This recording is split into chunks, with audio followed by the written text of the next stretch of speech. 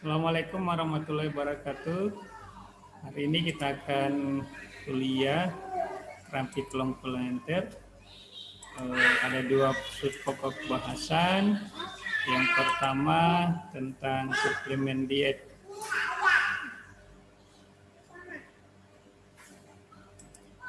Oke, suplemen diet ini awalnya digunakan sebagai pengganti nutrisi yang tidak dapat dalam menu sehari-hari, maksudnya dia sebagai makanan tambahan atau misalnya memberikan suplemen tambahan dari menu sehari-hari, misalnya untuk kandungan vitamin, mineral, dan akhir-akhir ini memang lebih banyak pengganti vitamin.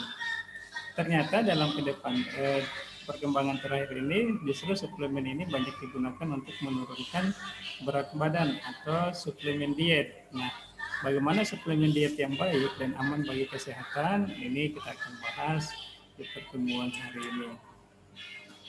Kemudian suplemen diet itu kalau kita melihat di Google atau di iklan-iklan di sosial media itu lebih dikenal dengan sebagai obat pelangsing.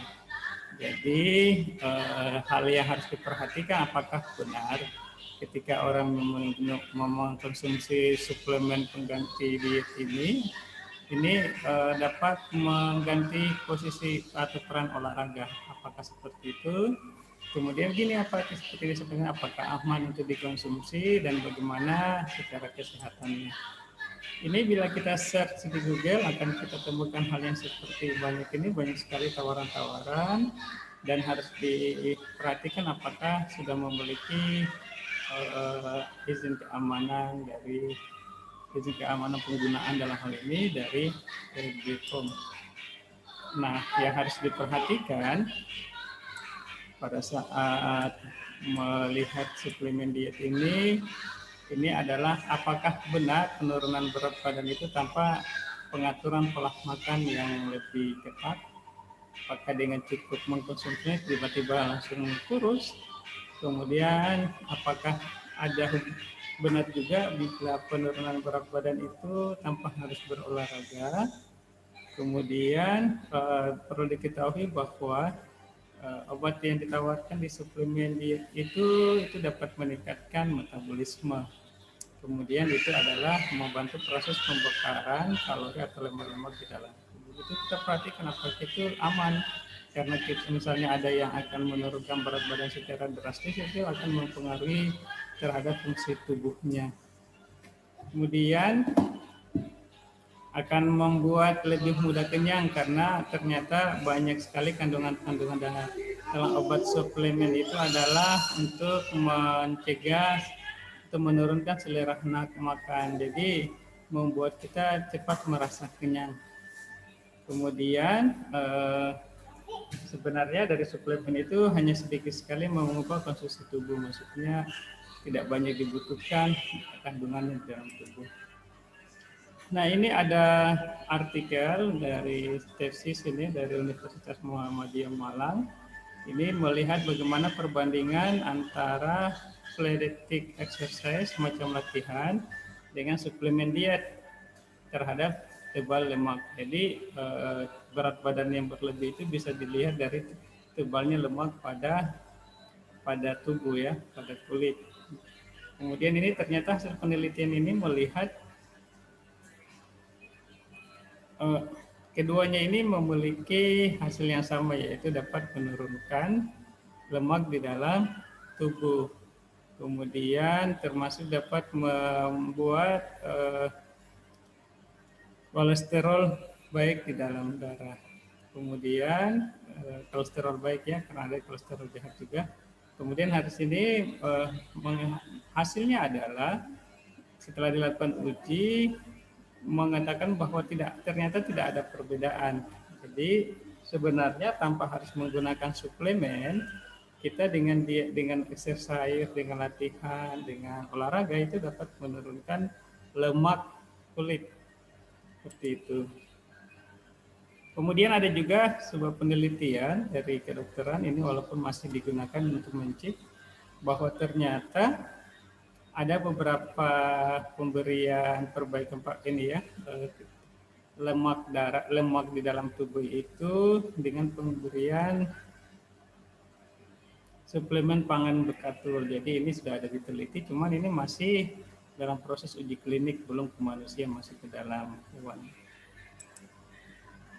Nah, apa yang harus diperhatikan atau diedukasikan ketika seseorang memutuskan untuk mengkonsumsi suplemen diet? Yang pertama itu perhatikan bahwa obatnya itu terdapat dalam PBOM, jadi Badan Pengawas Obat dan Makanan. Jadi harus diperhatikan apakah ini ada izinnya, izin edarnya, dan harus diperhatikan banyak juga yang memalsukan. Sebaiknya kita cek di link dari PBOM apakah ini aman atau tidak.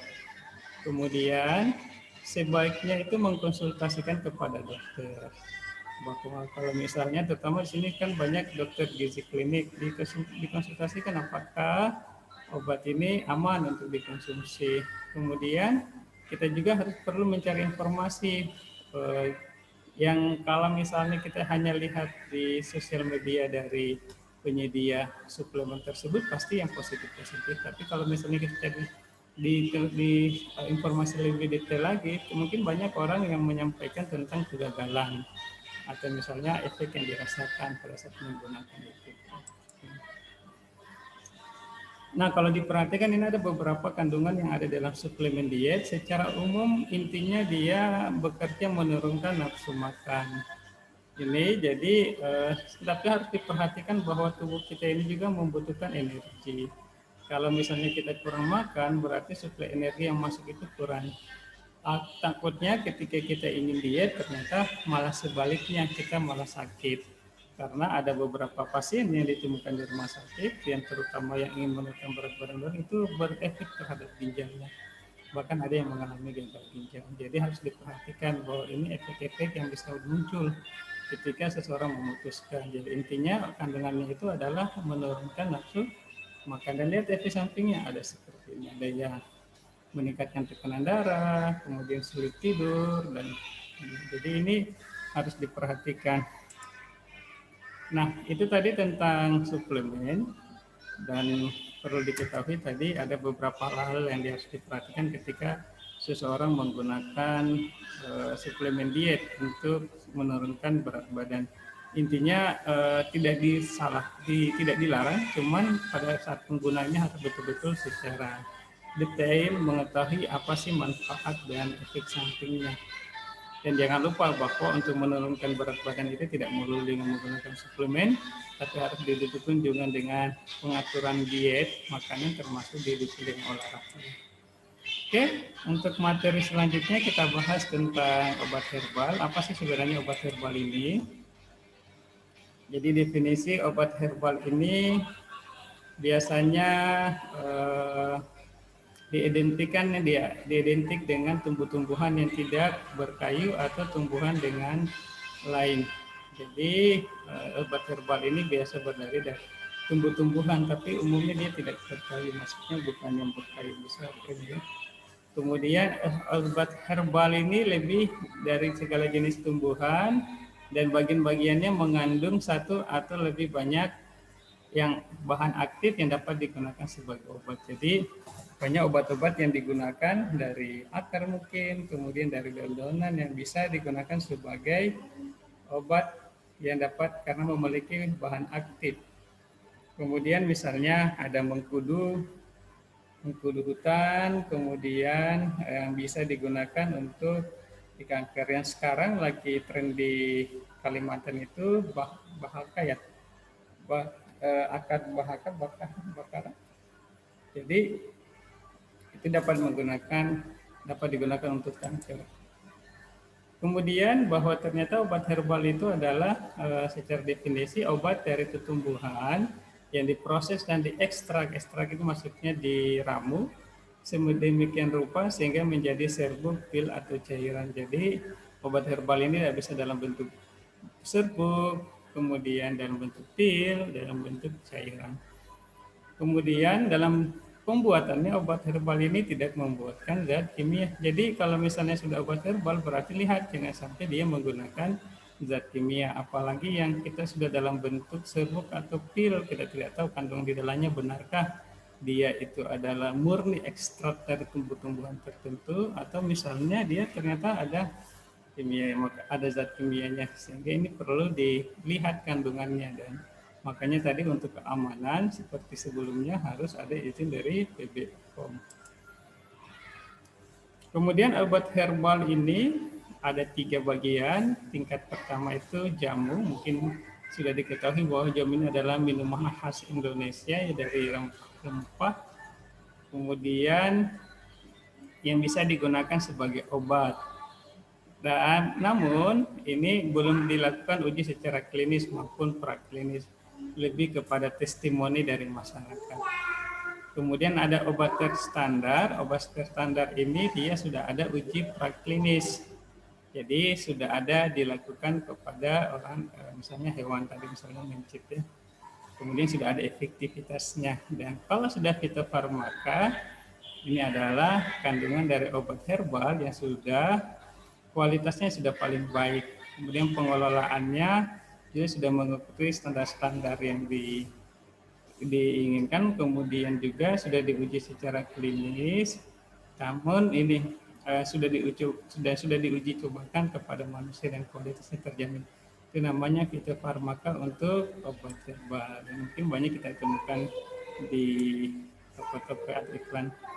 Kemudian harus diketahui bahwa pengguna obat herbal itu adalah pada umumnya itu adalah menjaga untuk mempertahankan sistem imun. Seperti misalnya saat ini banyak orang menggunakan jahe merah yang katanya bisa meningkatkan sistem imun untuk menangkal virus corona. Salah satunya juga katanya minyak kayu putih. Itu adalah untuk mempertahankan. Tapi kalau betul-betul membunuh kumannya itu belum ada penelitian lebih lanjut. Jadi harus diketahui bahwa obat-obat herbal itu harus diperhatikan apakah sudah ada uji klinisnya, sudah ada uji cobanya. Kembali lagi tadi ke tingkatan-tingkatan dari obat herbal.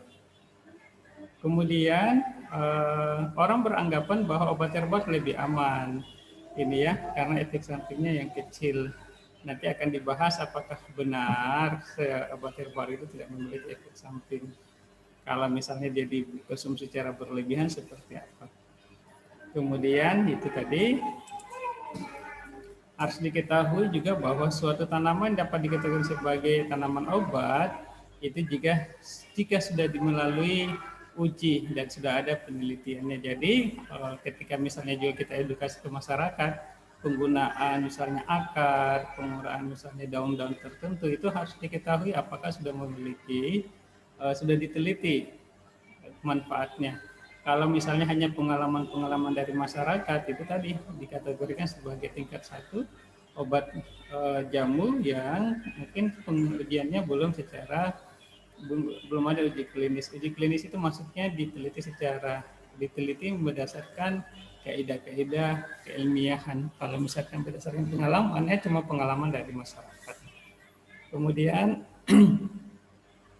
ada tanaman obat yang tidak memenuhi ketentuan juga, namun dan bahan bakunya belum standar. Yang kita takutkan itu adalah dia mudah tercemar. Jadi harus diperhatikan juga apakah tanaman-tanaman obat herbal yang digunakan ini sudah terstandar, jangan sampai sudah tercemar. Kemudian juga ada voluminous, jadi dia itu ternyata dia memiliki mikroorganisme kemudian yang tidak layak untuk dikonsumsi. Jadi ada tanaman-tanaman tertentu kalau tidak diolah itu ternyata mengandung zat-zat yang justru malah membahayakan tubuh kita. Yang harus diingat dalam pemberian obat herbal itu adalah konsentrasi dari obat herbal. Misalnya walaupun dia tadi dikatakan tidak memiliki efek samping, tapi kalau diberikan secara berlebihan, lebih banyak kandungannya itu justru bisa memberikan efek yang besar. Misalnya ada obat tanaman-tanaman tertentu yang dianggap dapat menurunkan hipertensi. Juga kalau misalnya ingin masyarakat menurunkan hipertensi dan mengkonsumsi lebih banyak, akhirnya hipertensinya ngedrop dan justru terjadi hipotensi. Kemudian perlu jadi harus dilihat konsentrasinya amannya seperti apa, karena kalau kita mencari informasi banyak sekali disampaikan bahwa ini berapa lembar, ini berapa jumlah airnya, dan ini dikonsumsinya berapa banyak, berapa kali. Kemudian harus diingat kalau misalnya obat herbal itu ternyata ketika dikonsumsi dan menimbulkan gejala-gejala seperti ini, ada mual, diare, pusing, dan buat keringat. Ini adalah gejala-gejala awal dari keracunan. Jadi tadi tidak ada jaminan bahwa obat herbal itu adalah tidak memberikan efek. Cocok dan tidak cocoknya itu adalah kembali kepada si orang yang minum, apakah dia cocok atau tidak. Sebagai tenaga kesehatan, kita melihat bahwa ternyata ada 3 golongan orang yang menggunakan obat herbal. Yang pertama, golongan orang yang menggunakan obat ya. Pertama, hanya percaya sama obat medis. Jadi golongan-golongan orang ini tidak mempercayai tentang penggunaan obat herbal. Mungkin mereka masih menganggap itu hanya tradisional, itu hanya kepercayaan. Itu ada di masyarakat, terutama untuk golongan ekonomi ke atas. Kemudian hanya percaya dengan obat herbal, tapi malah sebaliknya tidak percaya dengan obat medis karena ada yang menganggap bahwa itu ada zat-zat kimia yang masuk ke dalamnya sehingga tidak aman dikonsumsi. Nah, ada juga orang yang memadukan obat medis dan obat herbal. Nah, ketika memadukan obat medis dan obat herbal ini harus betul-betul dikomunikasikan dengan dokternya apakah ini aman atau tidak. Nah, ini harus diperhatikan ketika orang memutuskan apakah mengkonsumsi obat herbal atau obat medis. Cek apakah obat herbalnya itu sudah berstandar, apakah sudah memiliki izin dari PBPOM. Kemudian lihat penyakit apa yang akan digunakan untuk mengkonsumsi obat ini, apakah obat herbal. Kalau ada obat-obat tertentu yang memang secara medis itu sulit untuk dibantu dengan obat herbal. Artinya kalaupun menggunakan obat herbal itu sebagai membantu, tapi utamanya adalah medis. Contohnya pasien TBC. Pasien TBC kalau misalnya dengan obat herbal, sejauh ini kita mendapatkan penelitian, pasien harus mengkonsumsi selama 6 bulan, tidak boleh berhenti. Nah, ini penting. Ketika dia menggantikan dengan obat herbal, yang kita takutkan justru menimbulkan penularan. Jadi harus kita perhatikan obat herbal ini digunakan untuk penyakit apa. Apakah sudah cukup aman dengan obat herbal atau memang tidak boleh digunakan obat herbal seperti tadi TBC. Kemudian, jika akan mengkombinasikan dengan obat herbal dan obat medis, sebaiknya dikomunikasikan dengan dokter. Kalau bisa, dibawa obatnya ketika konsultasi. Dok, ini obatnya ini apakah aman saya konsumsi berbarengan dengan obat medis? Karena ada beberapa dokter menganggap bahwa sebenarnya tidak masalah. Tapi ada yang menganggap kalau bisa diturunkan dulu, diabaikan dulu obat herbalnya ini karena sedang menjalankan pengobatan medis. Nah, inilah yang Bapak sampaikan mengenai dua tadi antara obat herbal kemudian suplemen diet. Jadi ini adalah terapi komplementer. Intinya ketika dia menggunakan bahan-bahan dari alam itu harus diperhatikan bahwa ini sudah terbukti secara ilmiah. Termasuk juga ketika misalnya nanti mahasiswa akan ketemu sama masyarakat di lapangan, di keluarga, ketika akan menyampaikan tentang obat-obat herbal, hal yang harus diperhatikan apakah kandungannya sudah diteliti. Kalau cuma sekedar asumsi tanpa ada penelitian itu berbahaya juga kalau kita sampaikan ke masyarakat yang lain. Karena mungkin ada perbedaan budaya antara masyarakat dan mungkin kemarin masih ingat ketika kalian masih tingkat 21 kita bahas tentang obat-obat tradisional yang dilaksanakan oleh suku-suku tertentu. Nah, itu untuk menjamin keamanannya harus diperhatikan tadi apakah ini sudah dilakukan penelitian. Kalau lebih jauh lagi apakah sudah dilakukan uji klinis. Oke, demikian kuliah kita singkat hari ini, semoga bermanfaat. Jangan lupa untuk mengisi daftar hadir dengan menuliskan komennya. Kemudian jangan lupa like. Demikian, salam semangat. Selamat mempersiapkan keperluannya untuk tugasnya atau dan yang lainnya. Kita tutup bila kita walhidayah. Assalamualaikum warahmatullahi wabarakatuh. Selamat pagi.